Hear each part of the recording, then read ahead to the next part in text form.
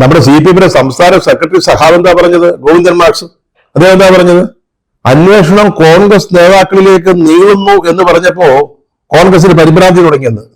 കോൺഗ്രസ് നേതാക്കളിലേക്ക് അന്വേഷണം നീളുന്നു, ഈ ഏക്കുമായത് ചെയ്തേക്കും.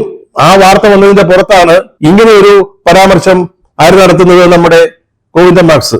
അതൊരു പ്രശ്നോട് എന്ത് ചോദിക്കാനാ? ഈ സ്വർണ്ണക്കവർച്ച കേസുമായിട്ട് ബന്ധമുണ്ടോ എന്നോ?